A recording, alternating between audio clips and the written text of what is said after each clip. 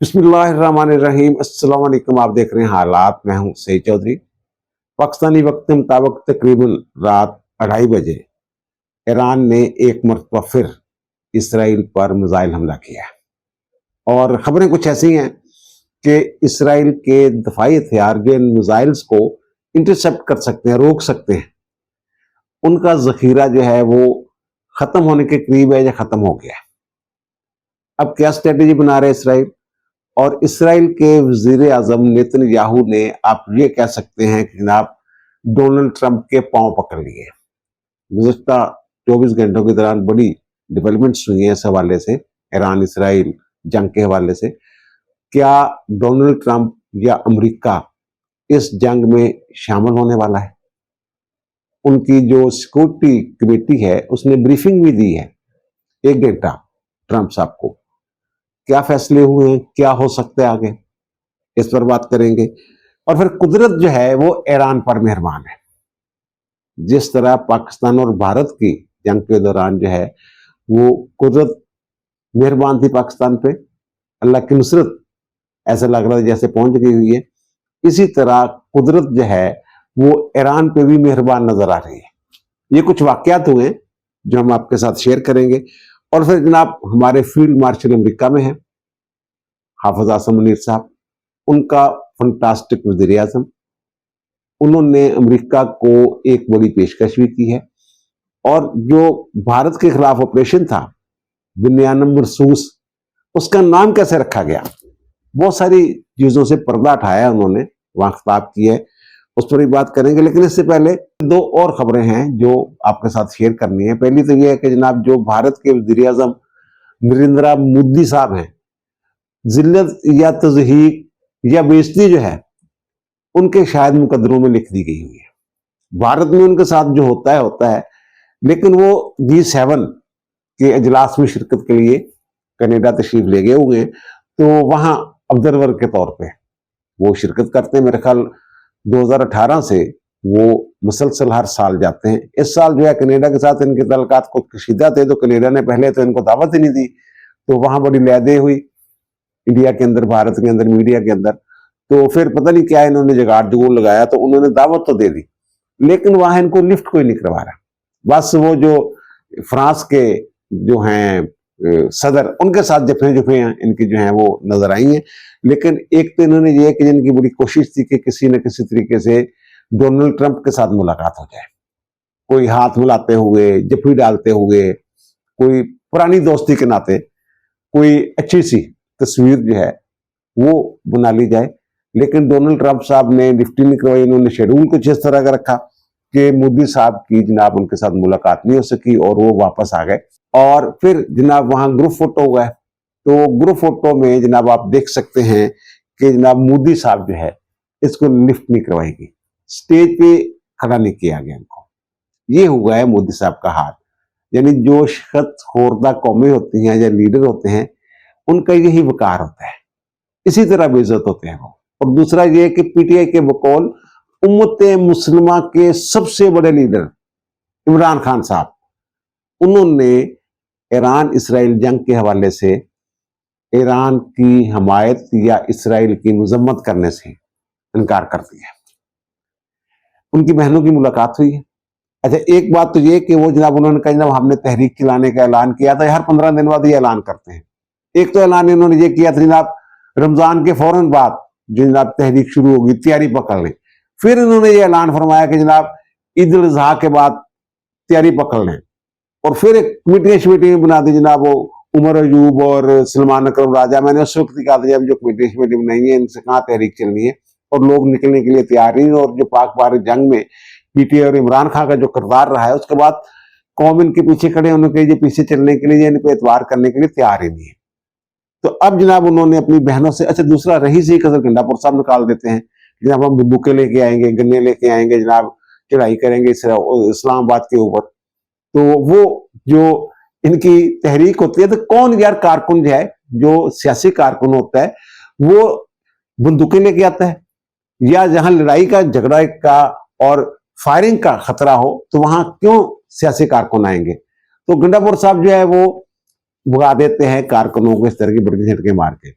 और अलीमा खानम बेचारी वहां कहती भी रह गई जनाब इमरान खान ने तो कहा है कि इस्लामाबाद नहीं आना, लेकिन गंडापुर साहब जनाब अपनी रो में जो करना था उन्होंने वो करके जनाब चले गए। अब जनाब उन्होंने ये कहा है कि जो आलमी मंजरनामे ना, आलमी हालात, उनकी दो बहनों की मुलाकात हुई है, नौरीन और उज़मा की, अलीमा खानम नहीं थी। उन्होंने बाहर आके साफियों से बात की है, और साफियों से बात के बाद जनाब इस हवाले से जो ये मुलाकात हुई है बहनों की, इस हवाले से इमरान खान ने ट्वीट भी किया है जिसमें ईरान और इसराइल का जिक्र ही नहीं है। कैसी दिलचस्प बात है। पूरी कौम जो है वो ईरान के साथ खड़ी हुई है। चलो पूरी कौम ऐसे कर ले, अब थोड़ी सी आपसे मैं गुंजाइश निकाल रहा हूं, चलो पूरी कौम नहीं, ऐसा कर लेते हैं कि पाकिस्तानी अवाम की अक्सरियत जो है वो ईरान के साथ खड़ी हुई है, बहुत बड़ी अक्सरियत। लेकिन पूरी कौम जो है वो इसराइल के खिलाफ जरूर खड़ी हुई है। लेकिन भाई साहब जो हैं ये कौमी उमंगों से भी लाताल्लुक हो गए हुए हैं। जो कौम कह रही है वो भी कहने के लिए तैयार नहीं है। अब इनकी बहनें ये कह रही है कि जनाब नियाजी साहब ने ये कहा है कि जो हमने तहरीक एहतजाजी तहरीक का ऐलान किया था ना, वो आलमी हालात के तनाजर में वो जनाब मौखर कर रहे हैं। कौन सी आलमी हालात? आपका क्या ताल्लुक? जब पाकिस्तान और भारत की जंग जो थी वो शुरू हो गई थी 22 अप्रैल के बाद, उस वक्त आप जो तहरीक की बात कर रहे थे, आपकी बहन ने यह कहा था जनाब वो चपेटे कराएगा मोदी और ये चुप कर जाएंगे। और आपके अपोजिशन लीडर उमर अयूब साहब ये कह रहे थे जनाब जो हमारे त्यारे हैं उनमें डालने के लिए पेट्रोल नहीं है, और जो गोले शोले थे गोला बारूद वो आपने यूक्रेन को भेज दिया है, तो जंग कैसे करनी है?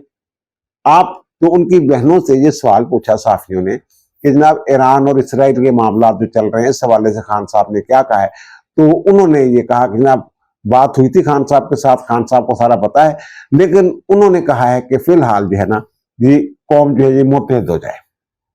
और फिर साथ ही ये भी कह दिया जनाब कि जो उज़मा खान है उन्होंने ये कह दिया कि जनाब कि आपको पता ही है इसराइल के हवाले से खान साहब का क्या मौक़िफ़ है, सारी दुनिया जानती है। बाज़ाब्ता तौर पर बयान देने की क्या जरूरत है? मतलब ये है भाई वो कैसे, हम तो ये जानते हैं कि जनाब इमरान खान साहब की जो औलादे हैं, दो बेटे और एक जो अदालती फैसले के नतीजे में इनकी बेटी करार दी जाती हैं टेरियान, उन दोनों की माएँ जो हैं जो ननियाल हैं वो यहूदी हैं। ये तो मोहरे तस्दीक सबत कर रहे हैं। ये जो जेक गोल्ड हैं इनके साबिक बरादर निसबती साला साहब, उनकी कैंपेन जब वो मेयर लंदन का इलेक्शन लड़ रहे थे तो उनकी कैंपेन चलाने भी गए थे। ये खान साहब का जिक्र इसलिए जरूरी है ताकि याद रहे कि ये साहब जो है ये क्या हरकतें कर रहे हैं। अब आते हैं फील्ड मार्शल आसिम मुनीर साहब ने जो पाकिस्तानी कम्युनिटी से खिताब किया है न्यूयॉर्क में, उन्होंने बहुत सारी बातों से पर्दा हटा दिया है, खासतौर पर पाक भारत जंग के हवाले से जो तफसीलात ज़ाहिर हार्सेस माउथ से सुनी बात और है, जराए से जो खबरें आ रही थी वो बात और है। हो सकता है बहुत सारी खबरें मैंने भी आपके सामने रखी हूं, लेकिन उन्होंने वहां जो बात की है, उन्होंने एक बात तो ये की है कि जनाब जब उन्होंने हमला किया ना और हमने उनके तैयारे श्यारे गिराए हैं, तो उसके बाद जनाब हार्ट लाइन पे भारत ने हमारे साथ राब्ता किया और उन्होंने जनाब जो हमने करना था कर लिया है। तो अब जनाब सुबह जो है ना हम मुज़ाकरात की टेबल बैठेंगे, मुज़ाकरात करेंगे जनाब। तो फिर वो कहते हैं कुछ आलमी लीडरशिप जो है उन्होंने भी राब्ते शाब्ते किए और भारत ने कहा था सुबह 9 बजे जो है हम आप मुज़ाकरात करेंगे। तो वो कहते हैं ना, हमने फिर कह दिया कि जब हमने जो तैयारे श्यारे गिराए हैं ना वो तो महज दफा में गिराए थे, जवाब हमने देना है। और फिर जवाब दिया, आपने भी देखा वो जवाब में हमने क्या क्या किया वो सबके इल्म में है। आगे जाके उन्होंने भी इस पे बात की है कि हम कहां तक पहुंच गए हुए थे। और दूसरी बात उन्होंने ये कहा कि जो हमारी हुकूमत है और जो हमारी फौज है उनके दरमियान जनाब रबत जो है ना वो कमाल का रबत था। वो कहते हैं जनाब हमारी मीटिंग हुई वज़ीर आज़म के साथ, वज़ीर आज़म साथ साथ थे सर इनके। मैंने ये भी अर्ज किया था नूर खां एयरबेस पे वज़ीर आज़म मौजूद थे। तो बहरहाल वो ये कहते हैं कि जनाब वहां हमने जाके सूरत हाल बताई, जनाब ये सूरत हाल है।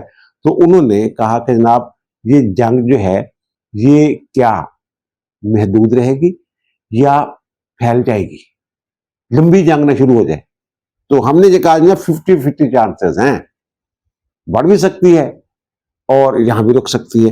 तो उसमें वो कहते हैं जनाब उन्होंने फंटास्टिक रद्द-ए-अमल का इज़हार किया, कमाल कर दिया। वो कहते हैं उनके जनाब बिस्मिल्लाह करें, अल्लाह हमारे साथ है, करें शुरू लंबी जंगत। यानी इसका मतलब यह है कि पाकिस्तान जो है वो लंबी जंग के लिए भी तैयार था, लेकिन हमने जिन सलाहियतों का मुजाहरा किया है, उन्होंने ये भी कहा है कि ठीक है हमने चीनी हथियार जो है वो इस्तेमाल किए थे, लेकिन जिस अंदाज में हमने वो हथियार इस्तेमाल किए हैं वो चीन के लिए भी उस तरह इस्तेमाल करना चैलेंज होगा। हमारे अपने हथियार भी थे, मुश्तरका दोनों की काविश से बने हुए हथियार भी थे, पर उन्होंने ये बात की है। और फिर उन्होंने ये भी बताया कि जनाब ये जो इसका नाम रखा गया है औखा जाने इंडियन होता ही नहीं सी, दुनिया नंबर सूस सीसा पलाई दीवार, वो कैसे रखा गया? उन्होंने कहा जनाब जब ये हम इन्होंने तैयारे गिराए, उन्होंने हमला किया ना, तो तैयारे गिराए उनके 5-6 जो हैं राफेल समेत इंडियन। तो वो कहते हैं मीटिंग थी, तो उसमें जो एयर चीफ हैं जहीर अहमद सिद्धू साहब, वो भी उस मीटिंग में मौजूद थे। तो उन्होंने कहा जनाब फजाइया ने शीशा पलाई दीवार की तरह दफा, इस तरह उन्होंने बात की। तो ज़ाहिर हाफिज साहब जो है वो हाफिज कुरान है, तो उन्हें फिर वो आयत याद आ गई बुनियान मरसूस वाली। तो फिर इसका नाम जो है ये बुनियान मरसूस जो है शीशा पलाई हुई दीवार, ये रख दिया गया। और फिर उन्होंने जो बात की है, उन्होंने कहा ये जो हमारे जो ड्रोन्स थे वो गुजरात और दिल्ली तक हमारे ड्रोन्स का राज था। और दूसरी बात उन्होंने ये की कि उनका जो मिसाइल निज़ाम, जो एयर डिफेंस सिस्टम था ना, वो हमने जकल लिया था, मफलूज कर दिया था। और फिर जब जहां दिल कर रहा था हम निशाने लगा रहे थे चुन चुन के। और दूसरी बात उन्होंने की, ये बातें हो रही थी जनाब कि जनाब वो पानी बंद कर देगा, तो फिर यहाँ ये बातें हो रही जनाब हमारे पास कोई ऐसा सिस्टम है कि हम उनका जो पानी का स्पेलवेज है वो खोल देंगे, दरवाजे खोल देंगे डैमों के। तो उन्होंने ये कहा कि जनाब हमने उनकी बिजली गायब कर दी, उनका सिस्टम जो है उसको क्रैश कर दिया हमने। और फिर उनके जो डैम्स के स्पेलवेज हैं वो खोल दिए थे। और फिर वो कहते बीजेपी की जो वेबसाइट है वहां हमने पाकिस्तानी परचम भी लहरा दिया था। और वो कहते हैं हम 20 त्यारे मार गिरा सकते थे, लेकिन हमने गिराए हैं जनाब उनके 6।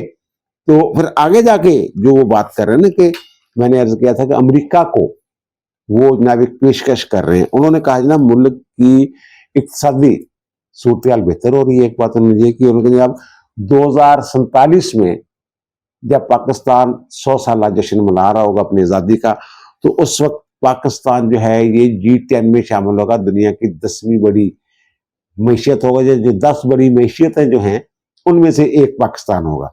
और फिर उन्होंने कहा जनाब जो ट्रंप को बड़ा शौक है ना बिजनेस करने का, वो यूक्रेन ना भी सौदा कर रहा सी ना कि जनाब मैनू तुसीं धाता जो हिस्सा दो मादनियात चों। उन्होंने कहा जनाब वो 400 से 500 अरब डॉलर की मादनी धातों का हिस्सा मांग रहे हैं, मुआहदा करना चाहते हैं ट्रंप साहब। लेकिन वो कहते हैं जनाब पाकिस्तान में अगर वो सरमायाकारी करते हैं तो फिर जनाब उन्हें 10 से 15 अरब डॉलर का सालाना फायदा होगा। और ये सिलसिला जो है ये 100 साल तक चल सकता है। खरबों डॉलर की मादनियात है पाकिस्तान में, अगर अल्लाह करे उनकी जुबान मुबारक हो। और जिस तरीके से लगी हुई हुकूमत और ये अस्करी की आदत मिलके मुल्क की मैशियत को बेहतर बनाने के लिए जो कोशिशें कर रही है, तो मैंने तो पहले भी अर्ज किया था, इसमें मैंने एक विलाग भी किया था, इस मरतबा शायद हमें कर्जों की वापसी के लिए, जो सूद की अदायगी के लिए मजीद कर्जा ना लेना पड़े। और वैसे भी ये जो कह रहे थे जनाब, एक तो तनवीर अहमद साहब थे जो जेल में नहीं मिले थे, वहां बड़े नारे लगाए उन्होंने। और फिर जो वो साजिद तारण, उन्होंने जनाब वहां जो है बड़े जज्बाती नजर आ रहे थे लोग।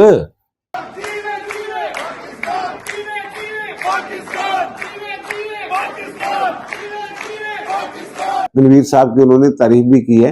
ये वही तनवीर साहब है जो इमरान खान की रिहाई के लिए जो पाकिस्तान वफद नहीं आया था डॉक्टरों का और सरमायाकारों का, जिसमें शामिल थे। जेल में मुलाकात भी हुई थी इनकी इमरान खान के साथ। और बाद में वो जनाब इन्होंने कह दिया था यार वो बंदा ही पता नहीं ठीक नहीं है, इस तरह के इंटरव्यू नहीं देता था इन्होंने, वो वाली गल। अब बात जनाब इसराइल और ईरान के दरमियान जंग के हवाले से जो बड़ी बड़ी डेवलपमेंट्स हुई है उनकी तरफ।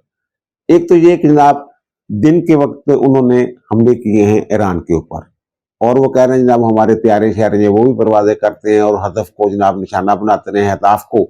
और ईरान ने दावा किया जनाब हमने उनके तैयारे शहर गिरा लिए हैं, लेकिन कोई बड़ा नुकसान जो हुआ हो उसकी इतला नहीं है। एक तो ये कि उन्होंने तेहरान में जो एयरबेस है उस पर हमला किया, एक रेडियो स्टेशन की बिल्डिंग के ऊपर हमला किया, पहले जो ब्रॉडकास्टिंग उनकी जो है टीवी शीवी पे जो हमला, उसी जगह फिर आग शाग लगी है और वहां जनाब उन्होंने हमला किया। और फिर ईरान ने जनाब एक बड़ा ऑपरेशन किया है इनके जासूसों के खिलाफ, और मोसाद के दहशतगर्दों का एक ग्रुप जो है वो जनाब गिरफ्तार किया है, असला उनसे बरामद हुआ है, धमाका के मवाद बरामद हुआ है, और फिर ड्रोन श्रोन बनाने वाले जो इस तरह के जो लोग थे उनके लिए काम कर रहे थे इसराइल के, उनकी गिरफ्तारी की भी इतलात है। ये तो हुआ ईरान के अंदर जो हुआ। और फिर जो रात को उन्होंने हमला किया है 2:30 बजे के करीब, तो उन्होंने जनाब तेल अवीव पे ही 20 मिसाइल जो वो गिरे, और उनका जो सिस्टम है वो उनको रोक नहीं सका। मैं ये पहले दिन से ये अर्ज कर रहा हूं कि जनाब ये जो इन्होंने बनाया ना आयरन डोम का, पता नहीं क्या हवा खड़ा किया हुआ है। आयरन डोम तो हौसी बागियों के जो मिसाइल मजूल आते हैं उनको रोकने के लिए है, या फिर जो हमास के लोग हैं वो शुलिया टाइप जो हमले करते हैं उनको रोकने के लिए, जब लेबनान से वो हिजबुल्लाह की तरफ से कोई फायर शायर हो जाए उसको रोकने के लिए। उनकी तो 70 किलोमीटर तक रेंज है। जो सुपरसोनिक या हाइपरसोनिक मिसाइल्स हैं ब्लास्टिक, उनको तो रोकने की सलाहियत नहीं है, वो तो दूर से उनको रोकना पड़ता है। उसके लिए उनके पास 2 और सिस्टम है, एक डेविड स्लिंग है उससे आगे, और फिर जो सबसे उनका तगड़ा या ताकतवर सिस्टम है ना डिफेंस सिस्टम, वो एरो है। अब हुआ क्या है कि अमेरिका और इसराइल का जो मुश्तरका तैयार करदा एक डिफेंस सिस्टम है एरो 3, उसकी कई एक कैटेगरीज हैं। ये 200 किलोमीटर तक भी इंटरसेप्ट करने की सलाहियत रखता है ये वाला जो है। अब हुआ ये कि जनाब उधर से वो जनाब उन्होंने मिसाइल रहे हैं 20 के करीब जो गिरे तेल अवीव में, बाकी शहरों में भी गिरे हैं, तो जनाब वो जनाब खुद ही चल पड़ा और आबादी के ऊपर गिर गया। इससे एक दिन पहले उनका आयरन डोम का जो सिस्टम है वो ऐसे चल पड़ा था और इसराइल के अंदर ही गिर गया था, बजाय इसके वो निशाना बनाने गया जो हमलावर मिसाइल से उनको, लेकिन थोड़ा सा उड़ा और साथ ही जमीन बोस हो गया। और दूसरी बात यह है कि वहां जो है ना ईरान में भी तेल का बहरान पैदा हो गया। वो तो हुआ इसलिए कि ना वहां सप्लाई रुकी हुई है, ईरान में कमी नहीं है, सप्लाई रुकी हुई है। लेकिन इसराइल में जो इन्होंने हाइफा पे हमले किए और उनकी ऑयल रिफाइनरी बंद पड़ी हुई है और कुछ जो है वो जल चुकी हुई है, नजर आतश हो चुकी हुई है, तो वहां भी तेल का बहरान है इसराइल में, और वहां लोग लड़ रहे हैं, आपस में लड़ाइयां हो रही हैं। वहां से उन्होंने जो सेंसर बड़ा सख्त लगा दिया हुआ है जो मेन स्ट्रीम मीडिया है, लेकिन सोशल मीडिया के जरिए वो जो मेन स्ट्रीम मीडिया है वो अपना जो सोशल मीडिया है उनका, उसके जरिए वो खबरें जो है वो जारी कर रहे हैं। वहां लड़ाइयां हो रही हैं। और एक और मैं खबर आपको बता दूं कि इसराइल की सलामती के एक वजीर हैं, एतमार उनका नाम है, उनकी क्लास ली है, वहां के एक फिल्म डायरेक्टर हैं, अवार्ड याफ्ता फिल्म डायरेक्टर हैं, उनके साथ उनकी लड़ाई हो गई। अब वो पूछते हैं कि जनाब थोनू कहने क्या से ईरान के नाल पंगा लवो, एक किता की तुसी सारे इसराइली मरवाई जा रहे हो तुसी। अब इसराइल के जो वजीर हैं वो कह रहे हैं कि जनाब हमें अंदाजा नहीं था, सानू की पता कि जनाब ईरान को इतने बड़े बड़े मिसाइल ने। ये जवाब दिया उन्होंने आगे से। बहरहाल ये जो उसके बाद जनाब जो डेवलपमेंट से, एक तो G7 का इजलास था और वहां से जनाब ट्रंप साहब जो हैं वो वापस चले जाते हैं जनाब अमेरिका, और वहां जाके जनाब वो जो अपनी उनकी सिक्योरिटी काउंसिल वगैरह है, नेशनल सिक्योरिटी काउंसिल, उसका इजलास बुलाते हैं, ब्रीफिंग लेते हैं 1 घंटा। और ऐसी खबरें भी आ रही थी जनाब उन्होंने कहा जनाब जो ईरानी है उनके साथ मेरे मुज़ाकरात या मुलाकात जो है उसका एहतमाम किया जाए। लेकिन अब बाद में उन्होंने कह दिया जनाब मैं कोई मुज़ाकरात कोई मुलाकात नहीं करनी, तो वो आगे जाकर उससे भी बात करते हैं। तो वो क्यों भागे वो गया है? अब हुआ ये कि जो इनके जो एयर डिफेंस सिस्टम है उसमें भी मिसाइल लगे होते हैं, इंटरसेप्टर जो होते हैं, जिन्होंने रोकना होता है दूसरे मिसाइल को, उसका जखीरा जो है वो खत्म हो रहा है, जिसकी वजह से जो ईरान के हमले हैं वो ज्यादा कामयाब हो रहे हैं। अब उनको जिन्हें बड़ा सहंत सहंत के, बड़ा सोच समझ के, बड़ी किफायत दे नाल अपने जो सिस्टम है उन्होंने इस्तेमाल कर रहे हैं ताकि कुछ 4-5 दिन कट जाए। नेतन्याहू साहब को ज़ाहिर है वो वजीर आज़म है, तो उन्होंने जनाब ट्रंप साहब को फोन किया, वहां पे उनका टेलीफोन पे राब्ता हुआ और उन्होंने तरला मारा कि साढ़े, बिल्कुल ऐसे ही जैसे मोदी ने तरला मारा था उनका किसानों बचाओ, बिल्कुल उसी तरह ये जो नेतन्याहू साहब हैं ये तरला मार रहे हैं कि सानू लै दे जान के, आजो आजो साड़ी मदद वास्ते।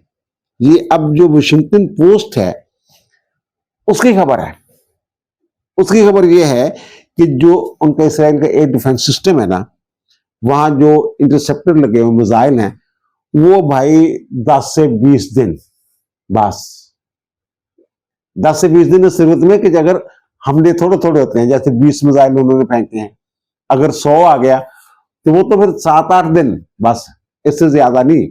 अब अगर वो उनके इंटरसेप्टर ही नहीं होंगे, उनके पास असला ही नहीं होगा रोकने वाला दवाई असला, तो फिर तो जहां जैसे हमारे गुजरात से जनाब दिल्ली तक जो ड्रोन थे वो मौजें कर रहे थे, आ रहे थे, जा रहे थे, तो इसी तरह फिर वहां ईरान के जो मिसाइल हैं आएंगे जाएंगे। और मैं ये बार बार अर्ज कर रहा हूं कि अगर अमेरिका बीच में नहीं पड़ता तो फिर ये इसराइल में इतनी सख्त नहीं है कि लंबी जंग लड़ सके। ईरान में है ये सलाहियत, ईरान की फजाइया नहीं बेचारों के पास थी, तो उन्होंने ये अपना सिस्टम डेवलप कर लिया, ये जो मिसाइलों वाला है, ये ड्रोन्स वाला है। अच्छा खैर, बहरहाल ये तो जनाब हुआ वो वाला मामला कि वहां, और वहां जो है वो जो मिसाइल है, इससे पहले 3 मिसाइल इसराइल ने खुद तस्लीम किया है, इससे पहले जो बड़ा हमला हुआ इससे पहले वो कहते 3 मिसाइल जो है वो जनाब वहां आए थे, उनमें से 2 जो है ना, ये पता ये चला है कि एक जो मोसाद का हेडक्वार्टर है उसके ऊपर गिरा है, आग शाग लगी है, तबाही मचाई है, और दूसरा जो उनका मिलिट्री इंटेलिजेंस का दफ्तर है वहां गिरा है। और ईरान ये कह रहा है कि जनाब हम जहां से ईरान के ऊपर हमला होता है हम वो सारी जगह तबाह करेंगे। बहरहाल हैफा पे खास नजर है ईरान की।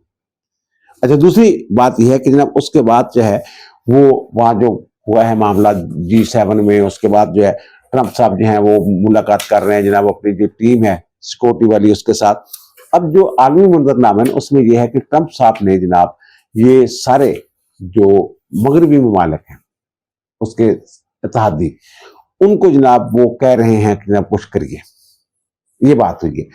अब जो जर्मन चांसलर हैं उनका बयान सामने आया है कि वो कहते हैं कि जनाब ईरान पीछे ना हटा, वो धमकी दे रहे हैं।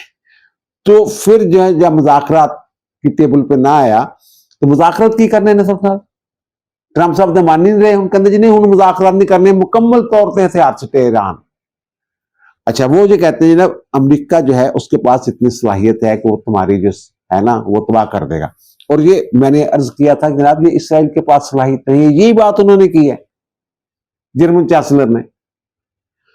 ये मैंने अर्ज किया था कि जो इनके पास B-2 है ना जहाज, वो स्टेल्थ तैयार है, बमबार, कारपेटेड बम्बिंग नहीं करता जो, और जो बम फेंकता है GBU-57AB वगैरह वगैरह, वो पानी जमीन में पानी निकाल देता है, इतनी गहराई तक जाता है। वो जो है उनका बंकर बस्टर वो है। वहां जो इनके एटमी तनसीबात हैं वो तो नीचे ही है ना ईरान की, वो ऊपर थोड़ा ऐसे जैसे घर बना हुआ तो यहाँ जनाब उन्होंने वो वहां लगाए हुए हैं दफ्तरों की तरह, वो तो ज़ाहिर उन्होंने वो जो बंकर है वो तोड़ने पड़ेंगे। तो वो जो कहते हैं जनाब इसराइल देखो कोई सलाहियत नहीं, ईरान को कह रहे हैं, सानू भी पता है इस गल का, ये अमरीका तोड़ देगा फिर। एक तो ये बात सामने आई है, और दूसरी बात जो सामने आई है वो ये है कि जनाब ये जो फ्रांस के सदर हैं उन्होंने कुछ बेहतर बात की है। उन्होंने जनाब ये जो आप ताकत के जरिए रजीम चेंज करना चाह रहे हैं ना ईरान की, अगर आप ऐसा करेंगे तो ये गलती होगी, मुज़ाकरात की टेबल पे आए। इस तरह का। और लेकिन वो जो प्राइम मिनिस्टर हैं यूके के, वो ये कह रहे हैं कि जनाब कि G7 की जो मीटिंग शीटिंग थी वहां ट्रंप साहब ने जनाब जो हमले की बात ही नहीं की मेरे साथ, हालांकि इकट्ठे थे दोनों। उसकी फाइल पकड़ी और कागज गिर जाते हैं ट्रंप के। ट्रंप बड़ा खुद पसंद हैगा, खुद सताइशी तो बड़ा शौकीन, कागज देख जाते ने ते जेरे वजीर आजम ने यूके दे, बरतानिया दे, वो जनाब चुक के कागज इकट्ठे करके देंगे ने। एडी कड़ी फाइल सी। ड्रामेबाज आ पूरा ट्रंप, और पूरी ड्रामेबाजी करी जा रहे हैं इस टाइम। जो मुज़ाकरात की ये बात कर रहे हैं, तो भाई मेरे 2015 में जब आपने पाबंदियां उठाई थी ईरान के ऊपर से, वो क्यों उठाई थी 2015 में? इसीलिए पाबंदियां उठाई थी ना कि आपके मामला जो तय हो गए थे, मादा हो गया था। और फिर उसको जनाब 2020 में ट्रंप साहब जो उन्होंने वो अलग हो गए उस मादे से।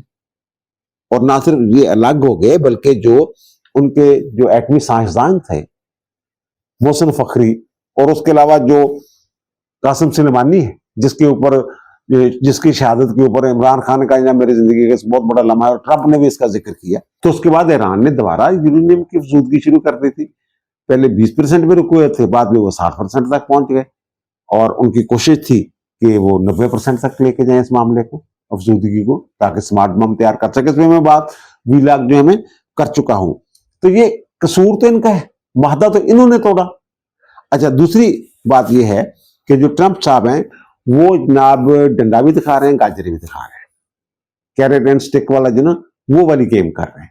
कभी जनाब ये कहते हैं जनाब कि आपको मुज़ाकरात की टेबल पे आना होगा, जो मैंने बताया था जनाब आपको, ये अफजूदगी वाला जो पीछे जाना होगा, वो पीछे गए सी ना, तुम फिर पाबंदियां लाती होना थे, क्यों की करन फिर हो तुम्हारा। और दूसरी बात वो ये कर रहे हैं ट्रंप साहब कि जनाब गैर मशरूत तौर पर हथियार डालें, मैं मुज़ाकरात के मूड में नहीं हूं।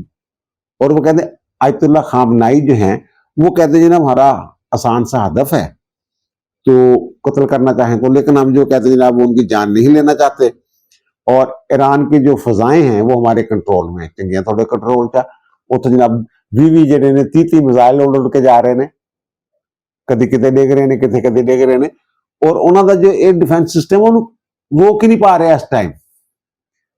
इस तरह के मिसाइल ज़ाहरा हाइपरसानिक और सुपरसानिक तैयारे जेडे ने, और सॉरी मिसाइल जेडे ने जाते ने। तो बहरहाल वो ये कहते हैं। लेकिन दूसरी तरफ जो आयतुल्ला खामनाई है उन्होंने ये कहा है कि कहते मैंने पता तुम कितने छुपे ने अली खामनाई साहब, ट्रंप साहब कह रहे हैं असि वो भी उड़ा सकते हैं, और उन्होंने कहा मेरी जान की कोई कीमत नहीं है। अब इससे लगे रहा है अच्छा कि एक रिपोर्ट जो सामने है उसको अमेरिकी इंटेलिजेंस की जो डायरेक्टर हैं उन्होंने क्लीन चिट दिया जनाब कोई ऐसा मसला नहीं है। और International Atomic Energy Commission sorry agency जी है वो रिपोर्ट आ कि जनाब जरा जोहरी हथियारों के पाबंदी का जी अदम फैलाव का जो महत्व है वो सिग्नेटरी है। असी सर उसे बैठे हाँ, कोई ऐसा मसला नहीं है कि एटम बम बना रहा या नहीं बना रहा। लेकिन ट्रंप साहब जो हैं वो ये कह रहे हैं कि जनाब कुछ ना कुछ कर रहे हैं। और जनाब ये CNN की रिपोर्ट भी ये है कि जनाब जो अमरीकी काम है वो कहते हैं कि जनाब ये कोई जो इंटेलिजेंस रिपोर्ट्स हैं कि कोई असला उसला नहीं बना रहा जोहरी हथियार। और बल्कि वो जो खातून है डायरेक्टर जो है जो क्लीन चिट दे रही है वो तो ये कह रहे हैं जनाब जो आयतुल्ला खामनाई उन्होंने मना कर दिया हुआ था इनको कि जब कोई हथियार एटमी हथियार नहीं बनाना। अब मामला ये है कि G7 में जो ये इन्होंने लाबी शाबी की है ट्रंप साहब ने, हुक्म ही जारी कर देने ट्रंप साहब। तो वो ये कह रहा है जनाब जो ये अदम इस्तेकाम है ना खित्ते में पैदा हो रहा है इसका जिम्मेदार ईरान है, वो ये कह रहे हैं। और ईरान कितना जिम्मेदार है मैंने आपके सामने रख दी बात।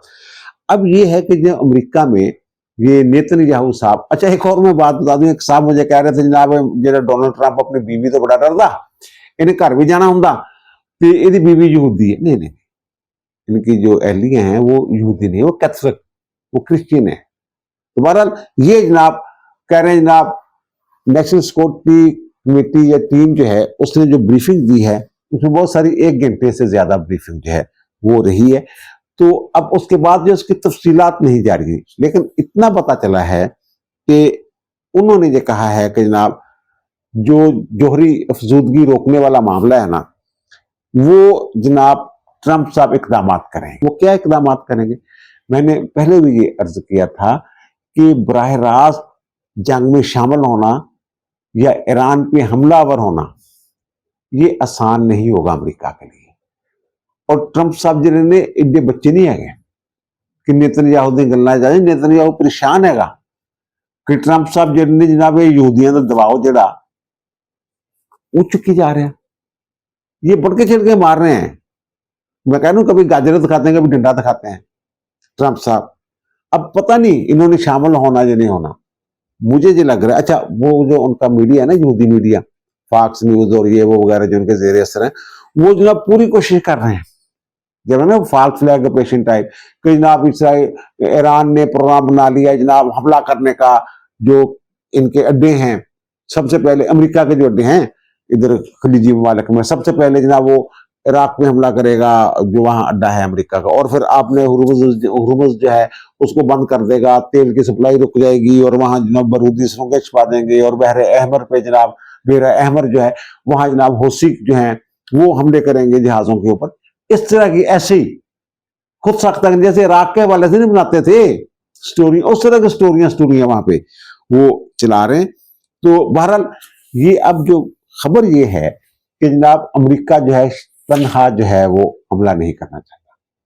नेशनल सिक्योरिटी टीम की ब्रीफिंग के बाद जो सूरत लग रही, अब कर ये रहे हैं कि जनाब ये एक जो आदमी ताकतें हैं जो इसके साथ होती हैं हमेशा, उनका एक इत्तेहाद बनाना चाहते हैं आलमी ताकतों का। इस हवाले से लंदन में कुछ कोशिशें हो रही हैं और वो ये चाहते हैं कि जनाब ये मिलके ईरान के खिलाफ कार्रवाई की जाए। सिर्फ अमेरिका तनहा कार्रवाई, देखें अमेरिका जो है बड़ा सियाना हैगा, वो अफगानिस्तान च कल्ला नहीं आया सी यार, तुम याद नहीं, सारे नाल लेके आया सी, अकवाम मुत्तहिदा करारदाद में फिर पास करवाई, फिर सारे नेटो शैटो वाले नाल लेके जनाब इत्थे पहुंच गया सी। इराक के नाल भी इंज होया सी। ये ईरान के ऊपर तनहा जो है अकेला अमेरिका जो हमलावर नहीं होता हुआ नजर आ रहा मुझे।